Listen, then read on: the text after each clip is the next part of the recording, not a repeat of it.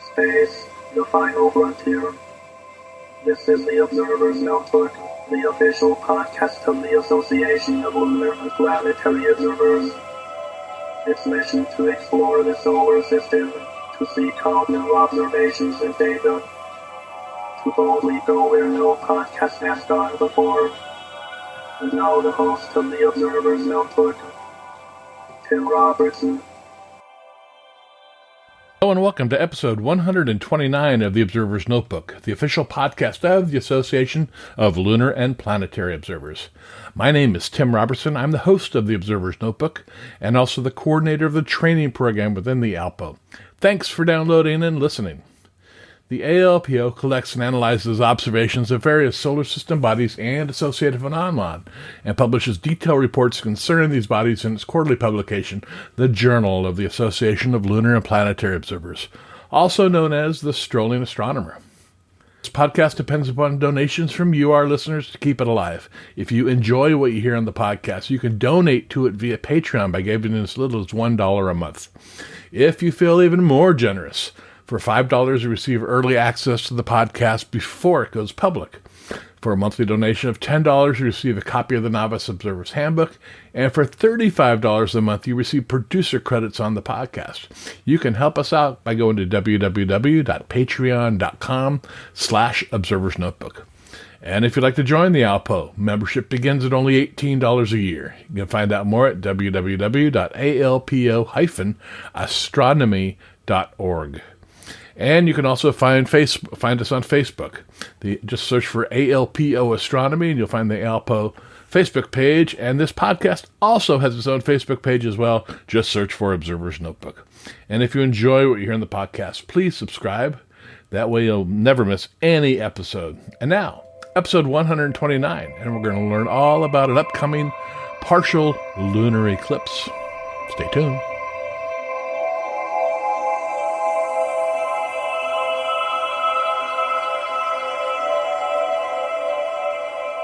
All right, I'd like to welcome everybody back to this edition of the Observer's Notebook podcast. And today we're going to be talking about lunar eclipses. And that brings up our eclipse expert in the ALPO, Keith Spring. Welcome to the podcast, Keith.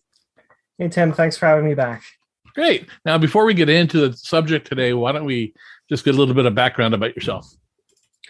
Well, I'm 21 years old. I love solar and lunar eclipses and everything else astronomy. I've been doing this for, my whole life. And that long, huh? Oh, yeah. Yeah, I can't remember a time before it.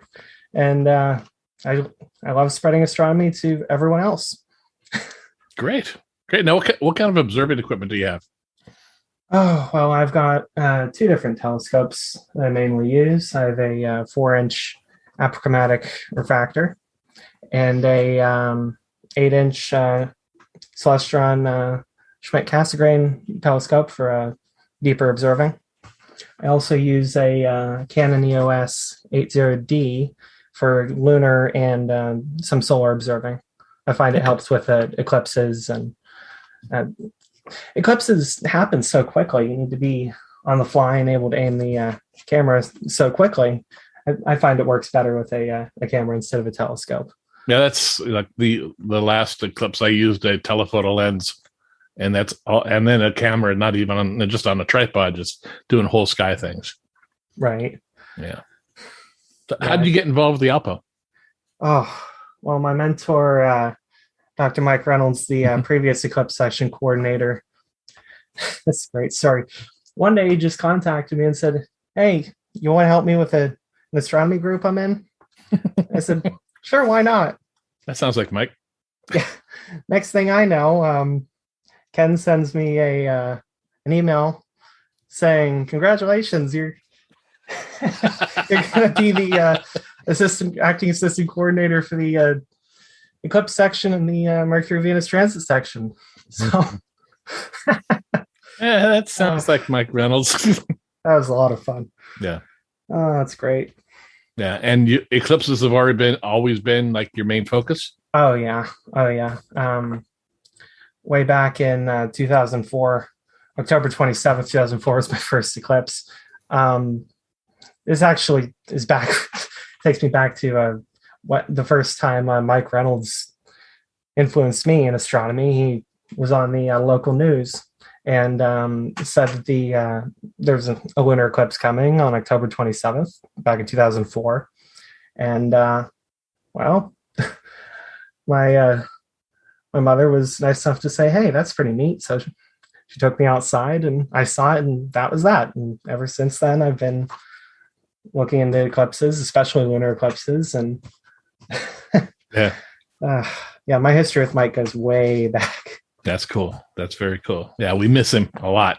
Oh yeah. I really do. Okay, now we're going to be talking about an interesting partial lunar eclipse coming up this month. Well, the November 19th partial lunar eclipse is certainly an interesting one. Mm-hmm. It's so close to being a total eclipse, it feels wrong saying it's a partial. It really does. I saw the chart of how much of the moon's eclipsed, and I had to zoom in on my computer to see how much was not. Yeah, 97.42% that's almost a total. Mm-hmm. Not quite, but it's almost there. It'll be happening about 4:02 Eastern time. That's 9:02 UTC if you need to convert that. It's visible in all of North America, South America for most of the eclipse. You should be able to see the near totality down there. Also in Eastern Asia and Australia. So there's a lot of people who should be able to see this. And even up in the UK, people should be able to see a good part of this. Great. Now, okay, being 97, I know I've talked to people that have seen total solar eclipses, and they're like, well, what if I'm just on the outside, like 99%? Will it look differently? And absolutely, yes, solar eclipses look absolutely different from 99 to 100%. With this partial lunar eclipse, it's 97% covered. What do you think it'll look like? Well, it's a good thing you brought up solar eclipses, because with solar eclipses, if you're right in the center line, you'll get the partial will come in, you'll get a little bit of that diamond ring, then they'll go to the total, and then you'll get some more diamond ring when the moon is leaving the path of the sun, and then that's that. If you're on the very, very edge, though, that diamond ring can last a lot longer, and you can see a lot more of the Bailey's beads effect on the edge of the moon coming through from the sun. But with lunar eclipses, I'm expecting most of the moon to be cast in that nice dark red, like we're all used to with a total lunar eclipse. But there will just be that sliver of the moon that still seems much brighter and shining. It'll still be in the penumbra of the Earth, so it won't be incredibly bright, but it will be substantially brighter than the fully covered portion. And being so close to the edge there, it'll go on for quite a while, having it like that. So it should be a real treat to see. This is the closest one I've seen, closest to the edge, that is. And in the next few years, I haven't seen any that come this close. Yeah, I can't recall ever seeing one. To me, it's either partial, halfway covered, or a total eclipse. And since it's so close to the edge of the umbra, I imagine, because normally when a lunar eclipse takes place and it goes to the center of the Earth's shadow, it's a darker eclipse. Right. So I imagine it's going to, like you mentioned, it's probably a ruby red or something like that. The moon will appear. It'll most likely be a pretty bright eclipse compared to a lot of normal ones that you would expect, but it's certainly going to be interesting. I'd love to see a lot of photos at the ALPO Eclipse Section. That'd be wonderful. Yeah, great. Now you said it's going to be visible all over the place, whoever can see the moon, basically. Pretty much. North America, South America, Asia, Australia, a bit of Europe, a bit of Western Europe and Western Africa, but not much. Okay. So but for people in the U.S. and South America, it's going to be very visible. So you mentioned maximum eclipse is about 4 a.m. on the East Coast, right? Yes, 4:53 a.m. Eastern time. Okay, so it's about 1 o'clock in the morning my time. So, all right. So it's it's there, and it's definitely worth seeing. I'm not sure when the next one will get this close to the edge of the ember like this, but it's definitely worth taking photos of, or at the very least going out and watching. Yes. When I go out for you go on. No, go on. Oh yeah, sorry.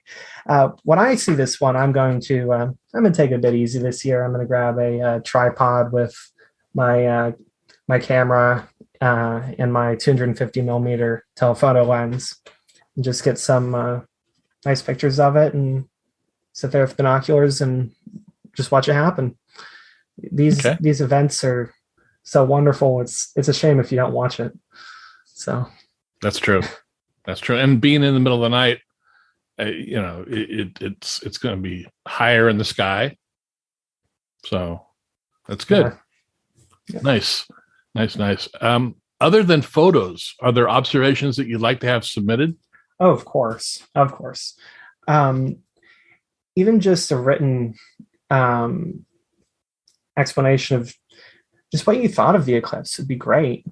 Saying how you felt when you watched the eclipse transition through its phases, what impact did it have on you or the people around you that you might be bringing to see the eclipse. I know that I've seen a half dozen total lunar eclipses, and when I bring people to see them, it's always interesting watching first time impressions of lunar eclipses, or even when I went to see the 2017 total solar eclipse, just watching everybody enjoy it for the first time. That's certainly a treat. Yep. And if you'll submit just written reports of what it was like, how it made you feel, how it made your observations of people, what the weather was like where you were, anything interesting. Also, if you do observe with things, please submit the equipment that you observed. Say what kind of binoculars you used, or what kind of telescope or camera. It's always good to have imaging information, and I find a lot of people find that interesting.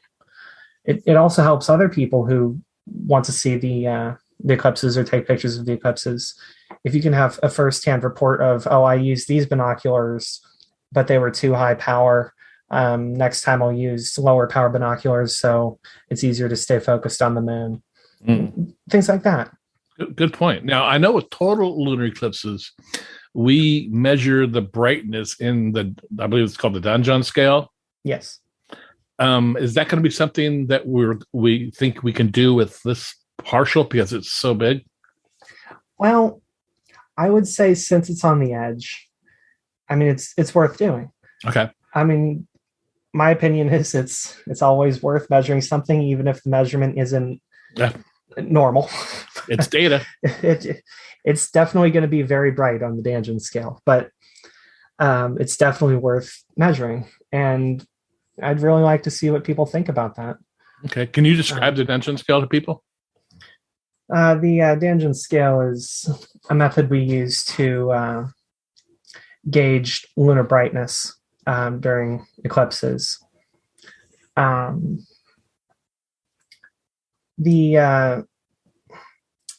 Actually don't use it that much myself.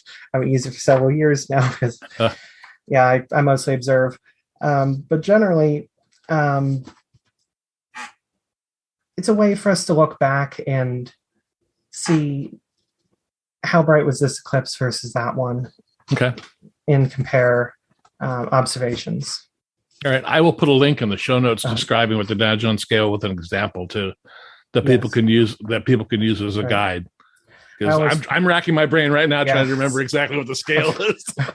I'm trying to. It's been years since I've used it as well. I have a set of pictures showing the difference, but it's hard to put into words. It's so much easier to just look at a picture and say, that makes a lot more sense. Yeah, I will add that to the show notes so people can easily see that. That'd be an excellent idea. Yeah. It's so much easier because how do you describe how bright something is? You go, that one's bright, or oh, that one's dim. Over my years, I've just been, I have my own personal list, and I've been ranking the lunar eclipses compared to each other, compared to the ones I've seen. But going and looking at a separate scale that's defined differently. I mean, if you want to get really specific and say, oh, it's this many lumens or that many lumens, right? that's pretty complicated. But really, I mean, the best way to do it is just look at a photo explanation and compare the brightness in the photos, and then assign a number like that. Yeah, I'm thinking that the sliver of light that's going to be on the edge might throw all that off too, because your eyes are going to be drawn toward that, and it'll make it look probably darker because it'll be so drastic between what that is. But that might be an interesting observation as well. I mean, it's what did the moon look like when it was halfway?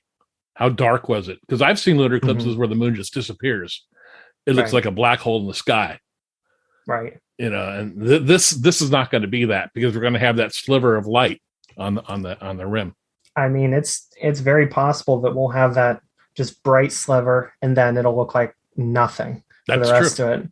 Like trying to take a picture of a new moon or a last phase moon, and you have that thin sliver of light, and it's really hard to capture any detail in the actual lunar surface because of just how bright it is. I'm not sure the contrast will be quite that substantial, but it'll definitely be there. Well, it's all guesses and estimates right now. We won't know until we watch it, which is a fun thing. I mean, every lunar eclipse I've ever seen looks different. Every single one. It is. Every eclipse is its own thing, and every eclipse needs to be seen. I know some people who won't go out if it's a partial or just penumbral lunar eclipse. It's just not worth it. But it's so close to a total. You have to see it. Right. And I mean, it'd be a waste not to. Yeah, I agree. I'm interested to see how much detail I can see on the eclipse part of the moon, because that's one thing I'll grab, like you mentioned, binoculars and look at the moon and say, okay, well, I can make out some features or some eclipses I haven't been able to. So I want to see how much of the moon I can actually see when it's at its maximum. Yes. Yeah. Okay. It should be great. Okay. Well, anything else you want to share about this eclipse before we move on? This one. Well, I don't think so. It'll be a fun one. So make sure you get out there and see it. Make sure you bring other people out there to see it. There you go. Wake up your neighbor at midnight. Oh yeah. Yeah. Great. If you can do that, then it's good. Now, are there any other eclipses this year? Yes, there's one more. I'd be hard pressed to find anybody who can see it though. On December 4th of 2021, there's a total solar eclipse that lasts for 1 minute and 54 seconds. So it's not too long, but it's there. It goes over the South Pole though, nearly. So if you can get a boat down to the down near the South Pole, I'd definitely publish a picture of that. I'm not sure how many scientists down at the South Pole would submit a picture of this, but I'd really like to see it. And that's a total solar eclipse too. It is a total solar eclipse going over Antarctica. Wow. So it's great. Do you know how long totality will last? Yeah. Totality will last 1 minute 54 seconds. Okay. So that's pretty good. So there is some more hope though. The partial phase of it does go over the very southern tip of Africa and over a little bit of Australia and Tasmania. So might be able to get a little bit of partial out of that one. Not really expecting many submissions for that one though. Well, we have listeners in those areas, so in the South Pole. Well, Africa. You never know. You never know. You never know. You never know. Yeah. Okay, so that's it for this year. Do you have a preview for what we can expect next year? Of course, I could give a quick overview of next year's eclipses. On April 30th of 2022, with a partial solar eclipse. This one goes over mostly the southeast, well, the very southeast Pacific and southern South America. This partial solar eclipse, I mean, some people can get some pictures of the partial. That would be great, but it would be right on the edge of it. On May 16th of 2022, there's a total lunar eclipse. Now, this one will be great. This one goes over North America, South America, Europe, Africa. It's very visible. Totality for this one is 1 hour and 24 minutes, 53 seconds. Oh, my goodness. Yes, that one happens at 12:41 a.m. Eastern time. Okay. So it's, all of North America, South America, half of Europe and Africa. That one should be pretty visible. Yeah, I'm looking at the chart for that one right now, and it shows the penumbral and partial eclipse part won't be visible from the West Coast, but everything else will, and it'll be early enough in the evening, like 9:00 at night when maximum. So it's really nice. Yes, that one should be a great one. Yeah. There's an October 25th partial solar eclipse that goes right over Europe, straight over Europe and the Middle East and Northeast Africa. I'm certain there's a lot of ALPO observers and podcast listeners that are there. Yep. They'll be able to see this one. That one happens exactly at 11 UTC, which is extremely close to Greenwich Mean Time. So okay, and that seems like it's very similar to the lunar eclipse we're having this month, where it's almost total. It's 86%. Yeah. So that's very close. And again, I love hydrogen alpha viewing of partial solar eclipses. I don't have anywhere near enough photos of those. Okay. Most people take most of their photos at the total eclipses, but we shouldn't neglect the partials. So no. If people can get nice observations of these with good eclipse filters, you definitely need eclipse glasses and eclipse filters for this. Don't go staring at an 86% of the sun being covered. Right. That's still 14% of the sun that's uncovered, and that could still burn your eyes out. It's true. So wear glasses, wear the eclipse glasses, wear proper eye protection, proper camera and observation equipment protection, so those sensors don't burn out. Right. And finally, for 2022, we have another lunar eclipse on November 8th. Oh. This one is visible in East Asia, Australia, Pacific Ocean, and extremely visible by you, Tim, over on the West Coast. And it looks like about half the U.S. can see the thing. Yeah. A lot of the U.S. can see it. And this should be a very visible, easily seen eclipse. Well, I tell you what, you come out to California, you can watch it here. I might need to do that. I'll put you up. Yeah, I'm still working on the 2022 eclipse list, but that should be up on the Eclipse Section website on 2022. Okay, great. Well, I'm sure we'll have podcasts next year to talk about those a lot more in depth. Oh, I hope so. Yeah, yes, we will. I will bother you again. Oh, yes. But just want to remind people, okay, that's November 19th. It's the early morning of November 19th. Yep. And you don't need any eclipse glasses. This is not a solar eclipse. So naked eye is perfectly fine for looking at this. Yes. Okay. Yes. And you want any type of observations people have. Any type. Anything you think about it. Observing the people around you seeing the eclipse, observing yourself, what you think about it, what equipment you're using, what advice you would give to other people trying to observe eclipses like this of similar brightness. That's always great. Looking back in the historical notes and seeing what people think, seeing advice from the past is always helpful. It's very true, very true. And I'm sure you'll write a report. Oh yes. Following. So those of you that do submit your observations, they will be used in the report, and you'll probably get credit for it as well. So I learned a lesson back in 2012 with the lunar eclipse. I think it was 2012, might have been 2013. I was using, high power binoculars. It was impossible to keep the moon in sight because I was only able to see, half the moon at the time with these binoculars. They were just way too high power. So I stepped back and got some 10 by 50 image stabilized binoculars. Those work wonders. Okay. Image stabilized binoculars are great for watching the moon. And I definitely recommend something like that.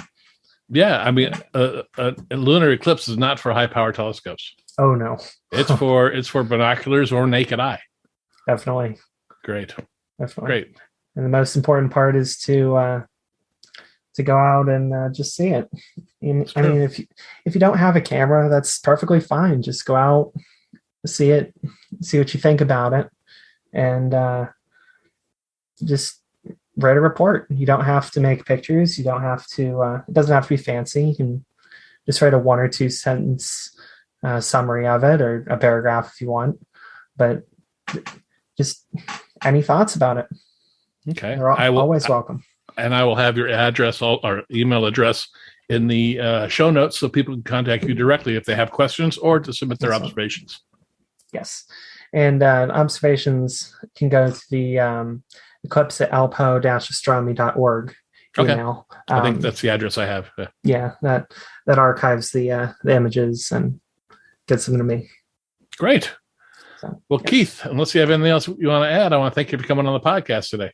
Of course. Thank you, Tim. And I hope to be back sometime to talk about the 2022 eclipses. Great. Thank you very much. Yes, sir. Thank you.